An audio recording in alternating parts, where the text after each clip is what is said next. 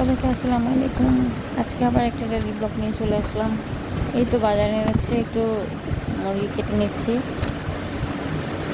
কিছু বুকের মাংসগুলো আলাদা করে নিয়েছি, এই তো অল্প স্বল্প নাস্তা বানানোর জন্য। আগে আমি একদমই মুরগি কাটতে পারতাম না, প্রথম প্রথম।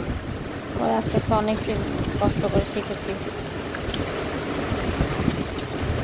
মুরগি কাটা এখন অবশ্য সোজাই লাগে, আগে খুব কঠিন লাগতো, মনে হতো অনেক খুব কঠিন একটা কাজ।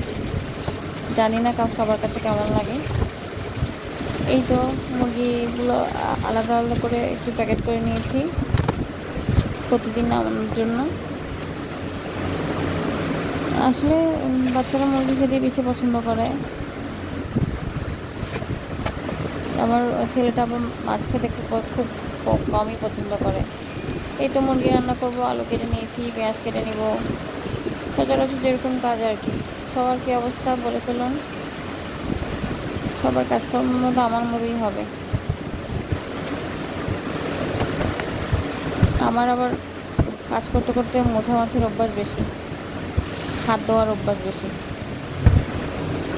আর না হয় লাগে হাতটা একদম ভারী হয়ে গেছে।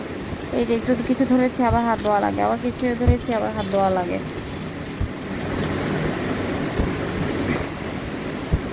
পানি ছাড়া মনে হয় আমি একদমই অচল। পেঁয়াজ কাটছি আর চোখের পানি পড়ছে।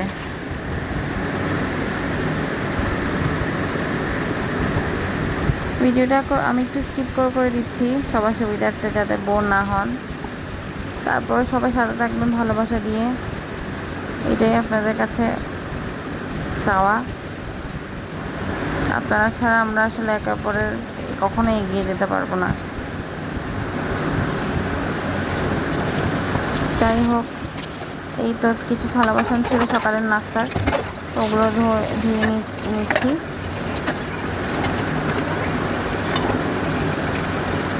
সময় অনেক লাগে, আমি একটু টেনে দিয়েছি দেখে একদম খুব স্পিডে মনে হচ্ছে।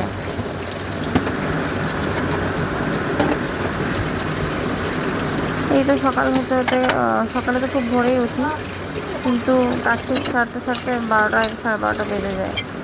যেহেতু বাচ্চা কাচ্চা আছে, রান্নাবান্নাও বেশি ঝামেলা হয়ে যায় অনেক। বিশেষ করে বাচ্চারা যখন বাসায় থাকে, যেদিন বাচ্চারা থাকে না বাসায় সেদিন এতটা ঝামেলা হয় না। নিজের শিডিউল অনুযায়ী নিজের কাজগুলো সেরে ফেলি। আর সবচেয়ে বড় কথা, আমি শিডিউল মেনটেন করি, মানে একে একে যে একের পর একটা কাজ করবো অগোছালোভাবে করি না। আমি রাতে মাথার মধ্যে সেট করে রাখি যে কী কী করবো, সকালে ঘুম থেকে উঠে ওভাবে কাজটা শুরু করি। যাই হোক, সবাইকে আসসালামু আলাইকুম, আল্লাহ হাফেজ।